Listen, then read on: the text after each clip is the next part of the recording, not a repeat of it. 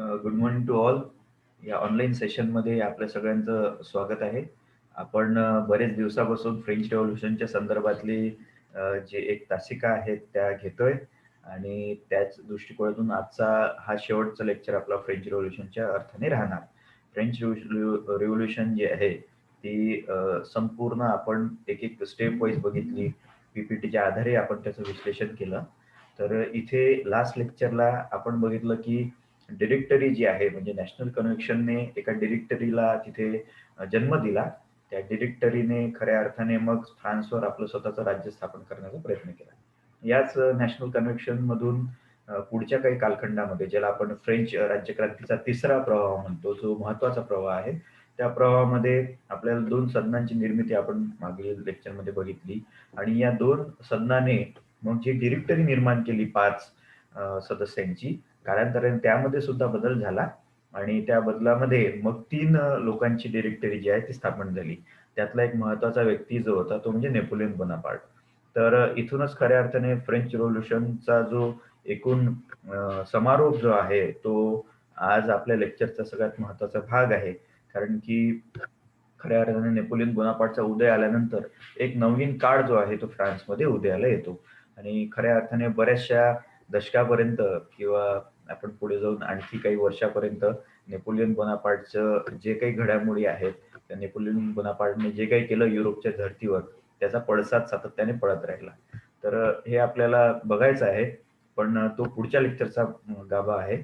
आता आपण खऱ्या अर्थाने शेवटचा आणि सगळ्यात महत्वाचा जो एकूण फ्रेंच रिव्होल्यूशनचा समराईज करणारा टॉपिक जो आहे, तो म्हणजे फ्रेंच राज्यक्रांतीचे परिणाम ते आपल्याला बघायचे आहे.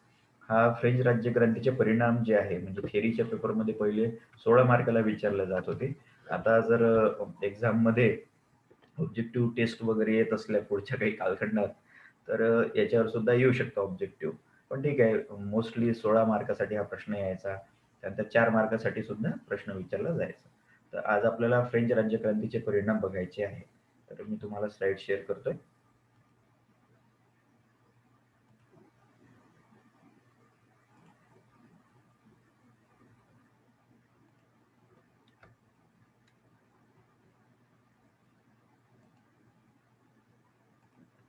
तर आपण मागील वेळी बघितलं की जो फ्रेंच रिव्होल्यूशनचा तिसरा फेज होता, तिसरं चरण होतं.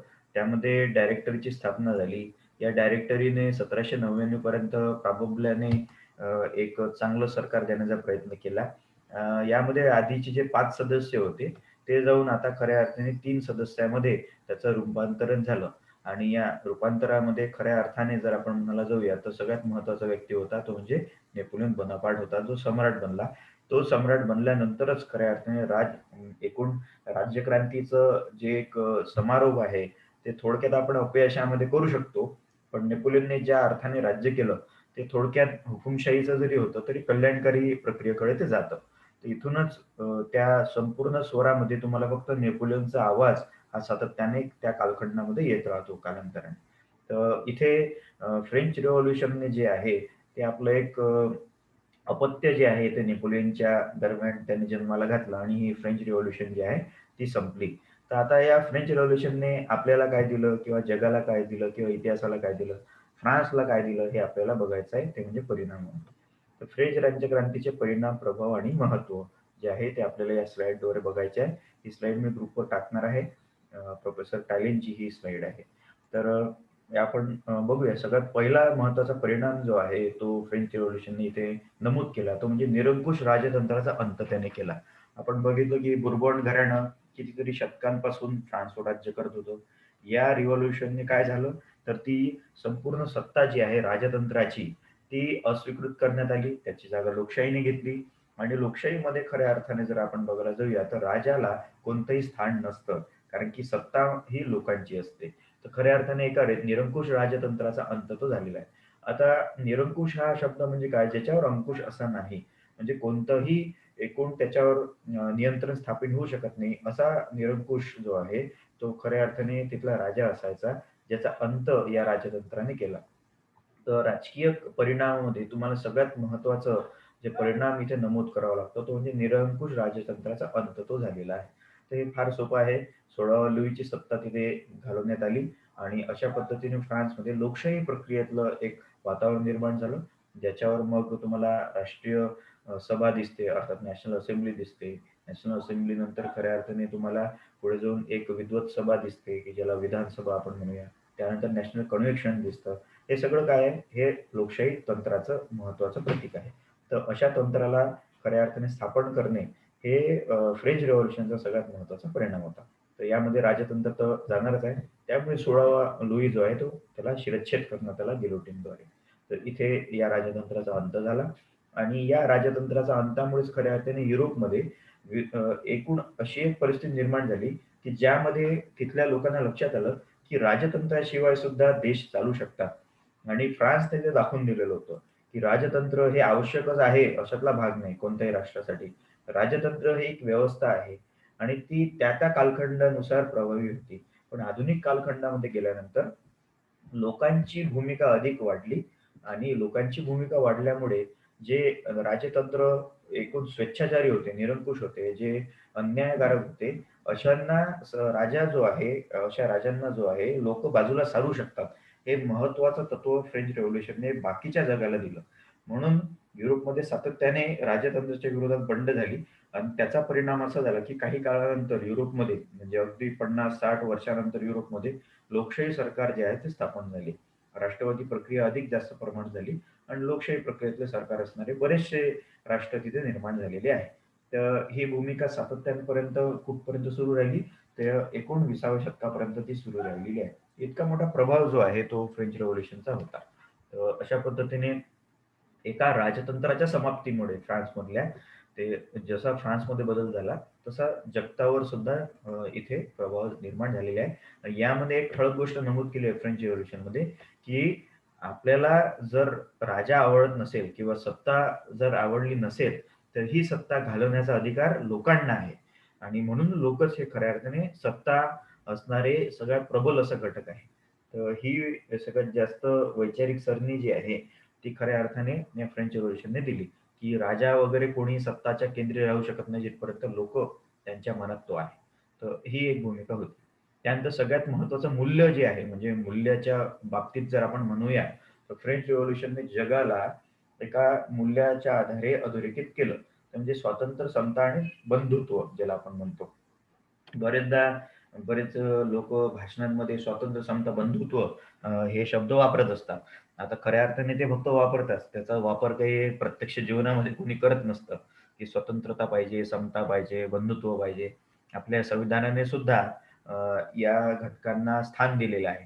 तर हे घटक कुठून आलेले आहे? तर हे घटक फ्रेंचमधून आले आहे, फ्रान्समधून ते आलेले आहेत. तर या घटकांचं एकूण जर आपण स्वरूप सध्याच्या प्रक्रियेमध्ये बघितलं, तर मूळ शब्दाचा अर्थ आणि त्याचा परिणाम खूप गंभीर आहे. पण सध्या जर आपण बघायला जाऊया, तर हे असे मोघम अर्थाने वापरले गेलेले शब्द आहेत. म्हणजे स्वातंत्र्यासोबत जर आपलं काही घेणं-देणं असेल, तर आपण 15 ऑगस्ट आणि 26 जानेवारी साजरा करतो, बाकी काही नसतं. समता जी असते ती आपल्याला एकूण संविधानाच्या दृष्टिकोनातून जे मिळायला पाहिजे राजकीय, आर्थिक, सामाजिक, सांस्कृतिक, तर ही फक्त त्या संविधानामध्ये नमूद असते. बाकी आपल्याला भेटायला जरा उशिराच होतो त्याच्यामध्ये, प्रॉब्लेमच होतो. आणि इथे मग बंधुत्व, तर फ्रॅटर्निटी जी आहे, बंधुत्व जे आहे, ते सुद्धा एका राष्ट्रासाठी आवश्यक असतं. तर या फ्रॅटर्निटीमध्ये काय येतं, तर भातृत्वामध्ये काय येतं, की फक्त पुरुषांमध्ये बंधुभाव असावा अशातला भाग नाही. तर बंधुभाव ही मोठी संकल्पना आहे. त्यामध्ये स्त्रिया सुद्धा येतात, त्यामध्ये अनोळखी लोकं सुद्धा येतात, त्यामध्ये राष्ट्रातले लोकं येतात, की ज्यांच्यामध्ये असा भाव असला पाहिजे, की त्यांनी एकमेकांचं हित जे आहे ते त्याची रक्षा केली पाहिजे. तर हे सगळे जे 3 मूल्य जे आहेत, ते सगळ्यात मोठी देण आहे या फ्रेंच रिव्होल्यूशनची जगाला.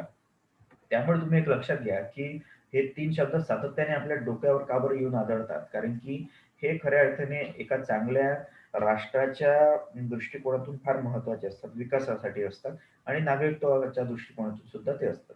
तर ही एक भूमिका आहे, की ज्याद्वारे एक व्यक्ती जो आहे, जो समाजातला एक घटक आहे, कारण की व्यक्ती म्हणून समाज जेव्हा निर्माण होतो, तेव्हा त्याला या 3 गोष्टीची आवश्यकता आहे.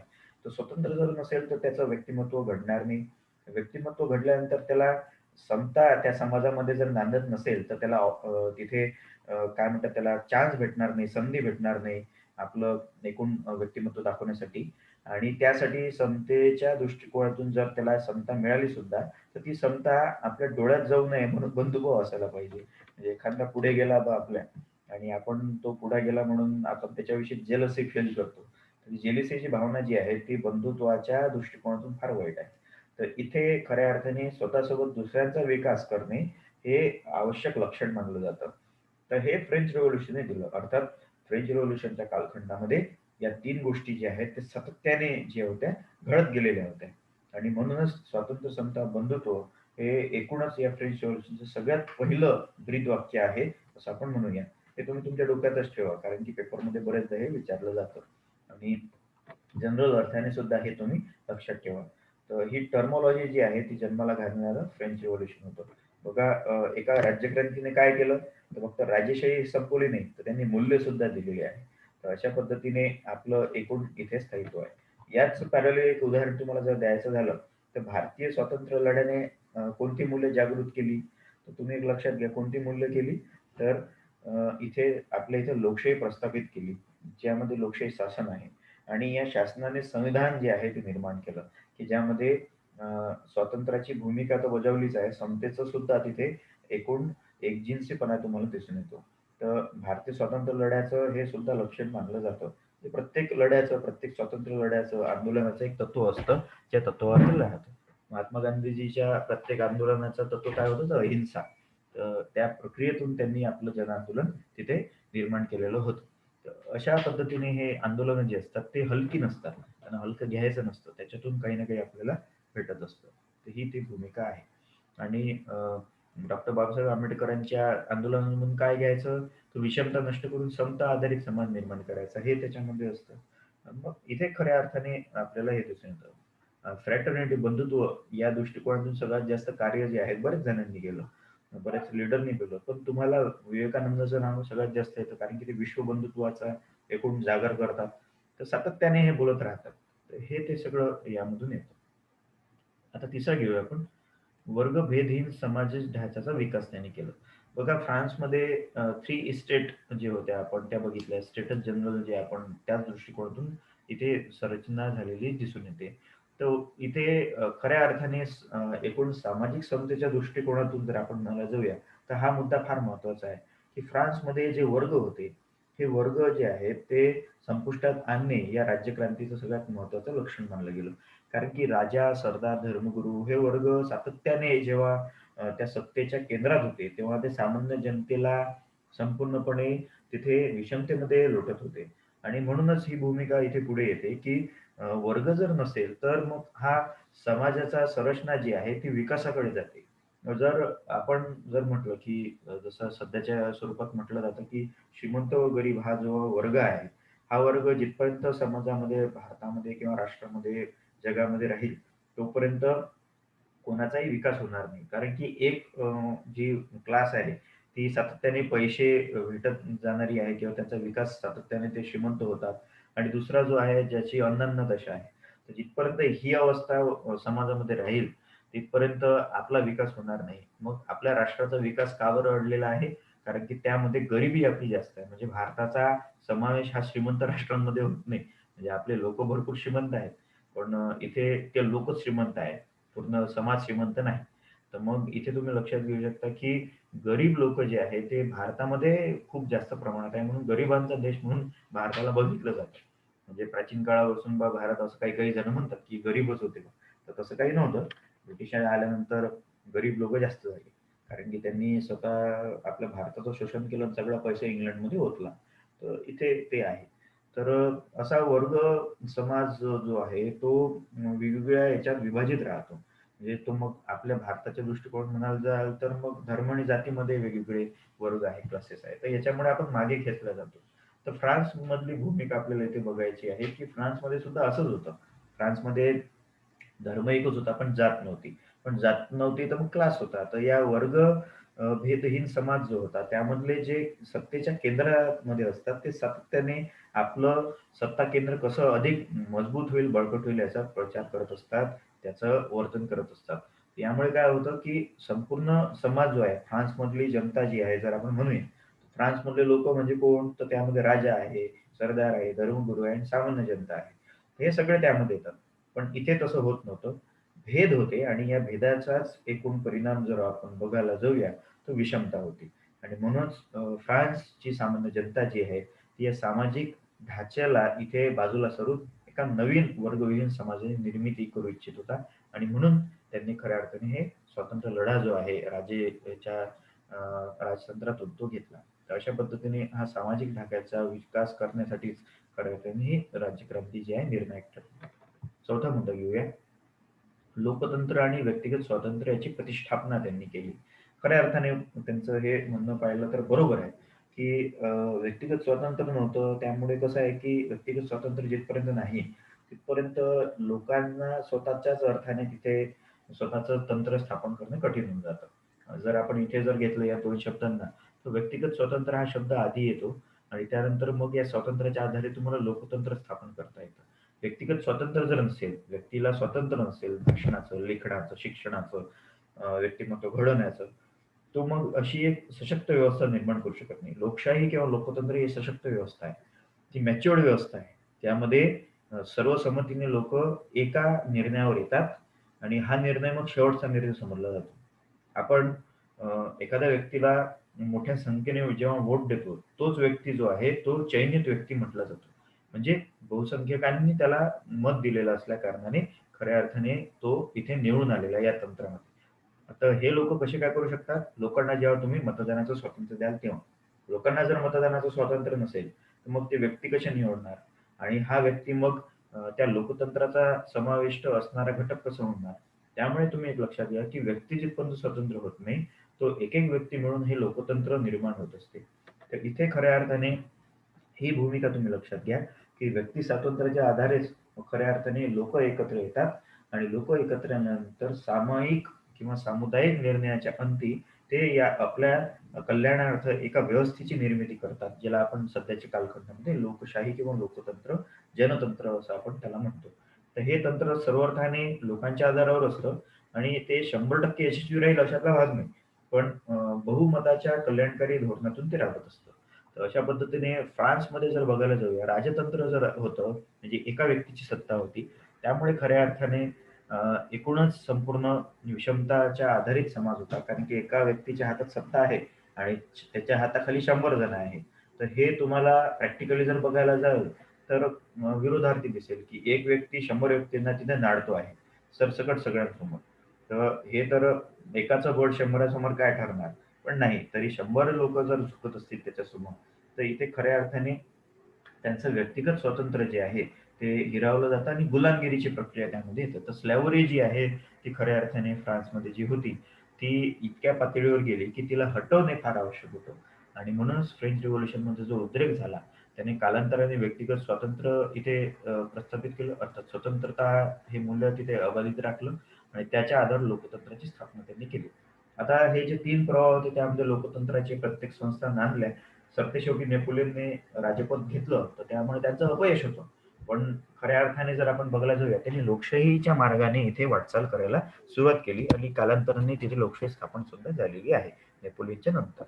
तर हे इथे आपल्याला बघायचं होतं, जे चौथ्या पॉइंटमध्ये येतं. त्यानंतर 5वा मुद्दा घेऊया आपण. तो म्हणजे आर्थिक परिवर्तन. आता आर्थिक परिवर्तन जे आहे, ते खऱ्या अर्थाने फ्रान्सला आवश्यक असं परिवर्तन झालेलं आहे फ्रेंच रिव्होल्यूशन नंतर. कारण की मी जसं एक सातत्याने एक उदाहरण दिलं, की 80% जमीन जी आहे, ती फक्त 1-2% असणाऱ्या सत्ताच्या लोकांकडे होतं, सत्ता केंद्रकारी लोकांकडे होतं आणि उरलेली 20% जी जमीन होती, ती 100% च्या वर असणाऱ्या लोकांच्याकडे होती. तर अशा पद्धतीने विषमतेचा जो प्रादुर्भाव तिथे होता, त्यामुळे सामान्य जनता गरीब हून गरीब होत होती. शूद्राच्या स्थानावरती जात होती आणि खऱ्या अर्थाने जे लोकं होते एकूण ज्यांच्याकडे जमीन होती 80% ते श्रीमंत होत होते सातत्याने. ते कोणाला श्रीमंत कोणाच्या आधारे श्रीमंत व्हायचे, तर या 20% आधारावर व्हायचे. तर अशा पद्धतीने जर बघायला जाऊया, तर हे आर्थिक परिवर्तन फार आवश्यक होतं फ्रान्समध्ये आणि हे आर्थिक परिवर्तन केव्हा होऊ शकत होतं, जिथपर्यंत राजकीय तंत्राला तिथे हस्तगत केलं जाऊ शकत नाही. तर जेव्हा इथे आंदोलनं झाली, चळवळी झाल्या, तेव्हा खऱ्या अर्थाने हे आर्थिक परिवर्तन तिथे आलं. आता या दरम्यानच्या कालखंडामध्ये फ्रान्समध्ये आर्थिक परिवर्तनाची बाजू लढल्या गेली नाही का? तर तसं नाही. आपण याआधी बघितलं आहे एका लेक्चरमध्ये, की जेव्हा आपण तिथे जे मंत्री होते, त्या मंत्रींनी सातत्याने जी ढासळती अर्थव्यवस्था होती, त्या संदर्भात राजाला बरेचसे उपायात्मक सूचना ज्या आहेत, त्या देऊ केल्या होत्या. पण राजाने ते ऐकलं नाही सरदारांच्या भीतीमुळे, धर्मगुरूंच्या भीतीमुळे. त्यामुळे खऱ्या अर्थाने ते आर्थिक ज्या विकासाच्या बाबी आहे, तिथे नोंदता आल्या नाही आणि त्याचा परिणाम काय झाला, की लोकांकडे पैसा मिळालेला नाही आणि राजाकडे फक्त पैसा राहील. तर इथे खऱ्या अर्थाने ते परिवर्तन होणे आवश्यक होतं. त्यानंतर फ्रान्समध्ये प्रत्येक प्रांताची वेगवेगळे टॅक्सेस होते, हे आपण बघितलं आणि ह्या टॅक्सेसमुळे अतिरिक्त पद्धतीने नाडली जायची जनता. तर इथे खऱ्या अर्थाने ह्या सगळ्या गोष्टी ज्या आहेत त्या केंद्रबिंदू होत्या या राजतंत्राच्या विरुद्ध जाण्याच्या आणि खऱ्या अर्थाने आर्थिक परिवर्तनामध्येच किंवा आर्थिकतेमुळेच खऱ्या अर्थाने हा राजतंत्र जो आहे तो बाहेर गेला. कारण की लोकांनी विद्रोह केला जेव्हा त्यांच्याकडे अन्नान्न दशेला ते लागलेले होते. काहीच पैसा नव्हता. पोटापाण्याला सुद्धा अन्न नव्हतं. तेव्हा कुठे हे राजतंत्र हलवण्याची भूमिका या लोकांनी घेतली आणि ही राजतंत्राची भूमिका जनआंदोलनाच्याद्वारे बाजूला केल्यानंतर खऱ्या अर्थाने तिथे आर्थिक परिवर्तन आले. त्या आर्थिक परिवर्तनामध्ये जर आपण बघायला जाऊया तर कालांतराने एक मुद्दा आपण बघितला होता, की तिथे सगळ्या लोकांना तिथे जमिनी वाटण्यात आल्या. आपण एक स्लाईडवर बघितलं होतं, की तिथे जे नवीन नॅशनल कन्व्हेन्शन आलं, त्यांनी काही जे सुधार आणले जमिनीच्या अधिकाराच्या बाबतीत. तर त्यांनी काय केलं, की ज्यांच्याकडे जे भूमिहीन होते, त्या भूमिहींना सर्वांना सरसकट शेती तिथे वाटलेली आहे. आणि आवंटित केल्यामुळे काय झालं, की इतर प्रक्रियेतले जे सरदार लोक होते, ज्यांनी जमीन बळकावली होती, धर्मगुरू होते, तर ही सगळी जमीन त्यांच्याकडून काढून घेण्यात आली आणि ती सामान्य जनतेमध्ये वाटण्यात आली. तर हे आर्थिक परिवर्तन तिथे रुजायला सुरुवात झाली, जे खऱ्या अर्थाने राष्ट्राच्या विकासाकडे नेणारं एक भावना होती. त्यानंतर 6वा मुद्दा राष्ट्रीयताची भावना जी आहे, तिचं उत्कर्ष झाला आणि त्याचं सशक्तीकरण झालं. अर्थात राष्ट्रीयतेची भावना म्हणजे काय तर राष्ट्रवाद. आता फ्रान्स हा फ्रान्सच्या लोकांसाठी आहे. फ्रान्सच्या लोकांनीच त्याला निर्माण केलेला आहे, राजतंत्राला बाजूला सारून. तर ही भूमिका खऱ्या अर्थाने इथे फ्रेंच रिव्होल्यूशनने स्थापन केली आणि खऱ्या अर्थाने युरोपमध्ये राष्ट्रवादी लोकं होतेच ऑलरेडी म्हणजे प्रत्येक राष्ट्र हे राष्ट्रवादीच होतं. पण ही भावना जी आहे एकदम राष्ट्रीयत्वाची, ती खऱ्या अर्थाने फ्रान्सच्या रिव्होल्यूशनमध्ये पुढे आली. यामध्ये या फ्रेंच रिव्होल्यूशनमध्ये फ्रान्सने जी काही भूमिका घेतली त्यामध्ये एक भाषा, एक समाज, एक आर्थिक वैचारिक प्रक्रिया, एक राजकीय तंत्र जे लोकशाहीच्या प्रक्रियेमध्ये येतं. एक वर्गीकरणात्मक भावना ती सुद्धा याच्यामध्ये होती आणि एक समान संस्कृती याचा सातत्याने एक मोठा प्रभाव जो आहे तो बिंबवण्याचा प्रयत्न केला. आणि हे खऱ्या अर्थाने राष्ट्रवादाचं जनक आहे. म्हणजे तुम्ही एका भाषा बोलणारे असाल, एका जाती समाजातले असाल, तर कशा तुमच्यामध्ये एकोपाची भावना निर्माण होते. त्याच पद्धतीने ही राष्ट्रीयत्वाची भावना, राष्ट्रवादाची भावना निर्माण करण्यामागे फ्रेंच रिव्होल्यूशन खूप मोठ्या अर्थाने तिथे सक्सेस झाली आणि इथूनच पुढे फ्रान्सने एक स्वतःची सत्ता स्थापन करण्याचा प्रयत्न इतर युरोपीय क्षेत्रामध्ये केला. तर यामध्ये नेपोलियनचं नाव सगळ्यात जास्त येतं. कारण की नेपोलियनने मग फ्रेंच साम्राज्याची निर्मिती करण्याची युरोपमध्ये घोषणा केली आणि त्या आधारे त्याने युद्ध सुद्धा केले. तर या राष्ट्रीयत्वाच्या कमालीची एकदम अग्रेसिव्ह राष्ट्रीय भूमिका निर्माण करण्यामागे फ्रेंच रिव्होल्यूशन सगळ्यात महत्त्वाचं भूमिका बजावणारं होतं. तर अशा पद्धतीने राष्ट्रीयत्वाची भावना तिथे येते. म्हणजे त्याचं सशक्तीकरण झालं या कालखंडामध्ये. त्यानंतर 7वा मुद्दा आपण घेऊया. समाजवादी चेतनाचा उदय इथे केला. तर इथे सगळ्यात महत्त्वाचं नाव ज्याचं येतं ते रुसो. रुसोने आपलं the on the social contract या ग्रंथामध्ये काय केलं आहे, तर समाजवादाची भावना तिथे आहे, ती मांडलेली आहे. म्हणजे त्याने जो आधीच्या कालखंडामधला भूतपूर्व मनुष्याचा जो साकल्याने इतिहास मांडला, तो समाजवादी तंत्रातून होता असा तो म्हणतो. तर मग समाजवाद म्हणजे काय आहे तर एक लक्षात घ्या समाजवाद म्हणजे काय? तर सामाजिकदृष्ट्या ते जे राष्ट्रामधलं जे लोकं असतात, ते एका समाजामध्ये गृहीत धरून त्यांना सातत्याने एका स्वातंत्र्य, समता, आर्थिक प्रक्रिया, त्यानंतर सांस्कृतिक प्रक्रिया यामध्ये त्यांच्यामध्ये कोणताही विभाजन नसेल. कोणतीही प्रक्रिया त्यांना इतर वर्गाच्या निर्मितीमागे मार्गत्वन करणार नाही, हे त्याच्यामध्ये असतं. त्यामुळे समाजवादी चेतनेमध्ये काय येतं, सरसकट समाजवादाचा अर्थ काय आहे, तर सगळ्यांना समान संधी, समान भावना आणि ज्याच्याद्वारे सामाजिक विकास हा एक खऱ्या अर्थाने ते एक आहे. तर समाजवादामध्ये संरचनेमध्ये तुम्हाला राजकीय समता, आर्थिक समता, सामाजिक समता आणि सांस्कृतिक समता आणि इथे खऱ्या अर्थाने या 4 गोष्टीमध्ये खऱ्या अर्थाने एकोपा दिसून येईल. तर अशा समाजवादी भावनांना खऱ्या अर्थाने फ्रेंच रिव्होल्यूशनने तिथे आपलं एकूणच जे महत्त्व आहे ते देऊ केलेलं होतं. तर हा एक प्रभाव आहे, की तिथे समाजवादाची सगळ्यात अर्धी मुहूर्तमेढ जी आहे ती रोवली गेली आणि हा समाजवाद जो आहे तो पुढे जाऊन युरोपमध्ये गेला. त्यानंतर न्यायिक व्यवस्थेमध्ये सुधार तिथे झाला. तिथे आधी राजेशाही प्रक्रियेमध्ये राजाचंच कोर्ट असायचं कोणतेही दिवाणी आणि फौजदारी दावा करण्यासाठी.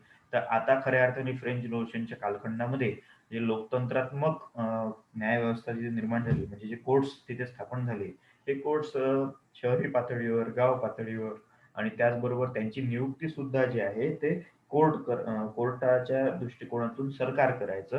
हे लोकशाही तंत्राला महत्त्व देणारं होतं.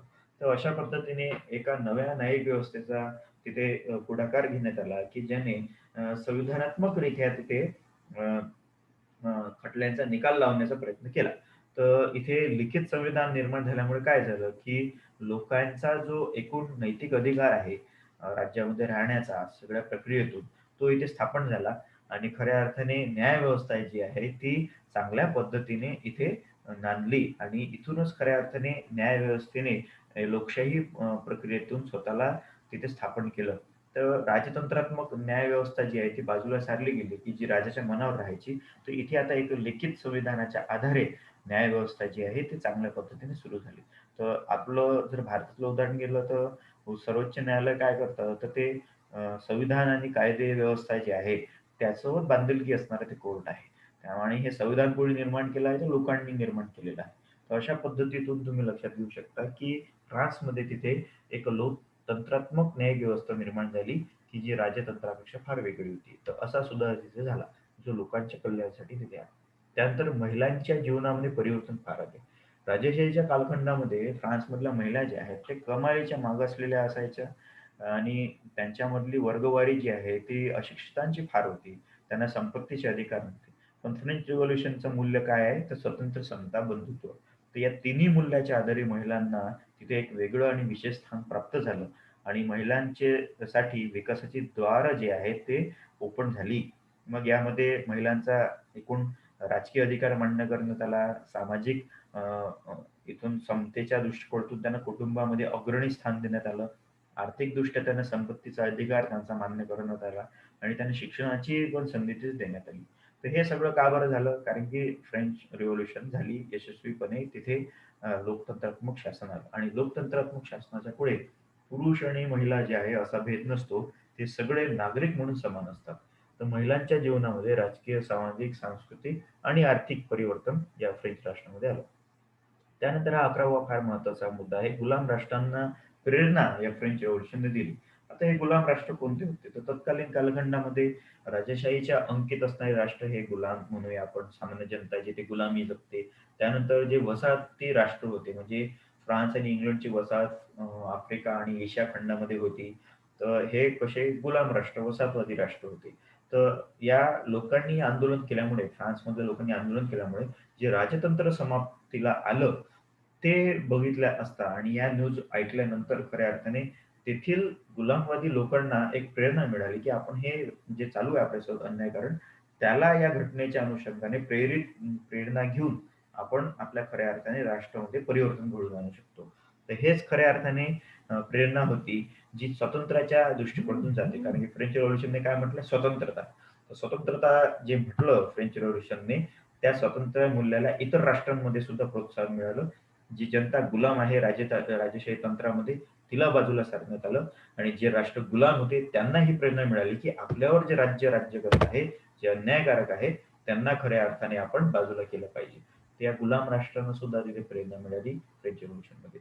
त्यानंतर क्रांतिकारी साहित्याचा प्रसार भरपूर प्रमाणात झाला या रिव्होल्यूशनमुळे. म्हणजे ही लोकांची जी क्रांती होती, ती सरसकट सगळ्या क्रांतिकारकांच्या दृष्टिकोनातून आदर्श अशी क्रांती होती. आणि म्हणूनच इथे तुम्ही बघू शकता, की जसं फ्रान्समध्ये हे राजतंत्राला विरोधी जाऊन लोकांनी स्वतःच्या हातात कायदे घेतले आणि क्रांती केली. लोकांनी कोणत्याही प्रकारे ऐकलं नाही. तेव्हा खऱ्या अर्थाने बाजूचे जे देश आहेत ते का बरं घाबरले? कारण की या प्रक्रियेतून असंच्या असं क्रांती जी आहे, आंदोलन जे आहे, ते आपल्या राष्ट्रात होऊ शकते ही भीती. त्यानंतर अ, ही भीती कशाच्याद्वारे जाईल, तर साहित्याच्या आधारे जाईल. म्हणजे तुम्ही बघू शकता, की जे समाज सुधारकांनी तिथे तिथे आपलं योगदान देऊ केलं. म्हणजे रूसो आहे, दिदुरो आहे, व्हॉल्टेअर आहे. यांनी काय केलं तर क्रांतीचे पहिले साहित्य लिहिले. लोकांमध्ये या साहित्याद्वारे जनजागृती झाली आणि या जागृतीच्या आदर्श खऱ्या अर्थाने लोकांची जी प्रेरणा आहे ती राजतंत्राच्या विरोधी गेलेली आहे. हे अचानक होत नसतं. तुम्हाला शिक्षित करावं लागतं. क्रांतीसाठी सुद्धा शिक्षित करावं लागतं. मग ही क्रांती जी आहे ती हिंसात्मक असायला हवी की अहिंसात्मक हे त्या साहित्यावरच निर्णायक असतं. म्हणून पहिले तुम्हाला शिक्षा दिल्यानंतर तुमच्यामध्ये ज्ञान ग्रहण केल्यानंतर एखादी गोष्ट तुम्हाला समजायला येते आणि तुम्ही त्या पद्धतीने वर्तन करता. तर इथे तुम्ही ही घटना जी आहे ती लक्षात घ्या आणि अशा पद्धतीने क्रांतिकारी साहित्याचा प्रसार जो आहे तो युरोपमध्ये झाला. रुसोचं जे पुस्तक आहे, रुसोचे जे वाक्य आहे ते बाहेरच्या युरोपमध्ये गेले, जनतेच्या आधारे ते गेले आणि इथे खऱ्या अर्थाने जर आपण बघायला जाऊया, तर क्रांतिकारी साहित्य जे आहे ते संपूर्ण युरोपभर तिथे राहिलेलं आहे. तर अशा पद्धतीने खऱ्या अर्थाने क्रांतिकारी साहित्याचा प्रसार जो आहे ते इथे झाला. यामध्ये फ्रान्सची प्रतिष्ठा ती वाढली. का बरं वाढली? कारण की जनतंत्रात्मक शासन तिथे आलं. जनतंत्राच्या आधारे तिथे कायदे जे आहे ते स्थापन झाले. तर अशा पद्धतीने फ्रान्सची प्रतिष्ठा राजकीय, सामाजिक, आर्थिक प्रक्रियेतून आली. आता याचे काही परिणाम जे आहे ते थोडंसं निगेटिव्ह सुद्धा पडलेले आहे. ते म्हणजे काय? अग्रेसिव्ह उग्र राष्ट्रवादाची निर्मिती, सैनिकवादाची निर्मिती, अधिनायकवादाची निर्मिती यांनी केली. उग्र राष्ट्रवाद, अग्रेसिव्ह राष्ट्रवादाने काय केलं? इतर युरोपीय राष्ट्रांवर आक्रमण करायचं, तिथे लोकशाही स्थापन करायची. सैनिकवाद म्हणजे लष्कराच्या आधारावर ते करायचं. लष्करशाही ही खऱ्या अर्थाने इथूनच थोड्याफार प्रक्रियेतून निर्माण झाली आणि त्यानंतर अधिनायकवाद म्हणजे काय? तर एक नायक लोकांमधून जन्माला येतो, ज्याच्यासमोर आपण त्याला सगळंच्या सगळं समर्पित करून देत असतो. म्हणजे असा एक नेता येतो आपल्या पुढं, की तोच बा खरा. वहीच आहे. म्हणजे त्याच्याशिवाय कोणीच नाही बा आपल्यासमोर. तर हा अधिनायकवाद जो आहे तो लोकशाही तंत्राला खात असतो नेहमी. तर लोकशाही तंत्रामध्ये अधिनायकवाद अप्लिकेबल करू नये कोणी सुद्धा जर तुम्ही लोकशाहीवादी आहात तर. कारण की अधिनायकवादामुळे काय होतं हुकुमशाही प्रवृत्ती निर्माण होत असते. तर हा अधिनायकवाद जो आहे हा फ्रान्समध्ये निर्माण झाला. त्याचं उदाहरण म्हणजे नेपोलियन बोनापार्ट. नेपोलियन जसा-जसा प्रसिद्ध होऊ गेला, तसा-तसा जेवढी लोकप्रियता त्याला मिळाली, तसं-तसं त्याने सत्ता आपल्या हातात घ्यायला सुरुवात केली.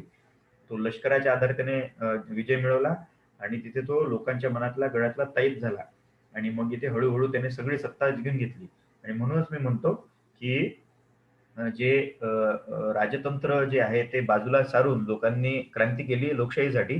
ती लोकशाही खऱ्या अर्थाने संपवणारा म्हणजे नेपोलियनच होता. कारण की अधिनायकवादाचा सगळ्यात मोठा प्रभाव जो आहे तो त्याच्यावर झालेला होता. तर अशा पद्धतीने हा निगेटिव्ह आला आणि सगळ्यात शेवट क्रांतीचं शेवटचं अपत्य म्हणजे काय? तर नेपोलियन बोनापार्ट. हे तुम्हाला विचारलं जाईल, की फ्रेंच क्रांतीचं अपत्य काय आहे? तर नेपोलियन बोनापार्ट. तर हे अपत्य कसं होतं हे आपल्याला पुढच्या लेक्चरमध्ये बघायचं आहे. नेपोलियन बोनापार्टचा जन्म हा युरोपीय आणि जगाच्या इतिहासामध्ये निर्णायक वळण देणारा ठरला इतिहासाला.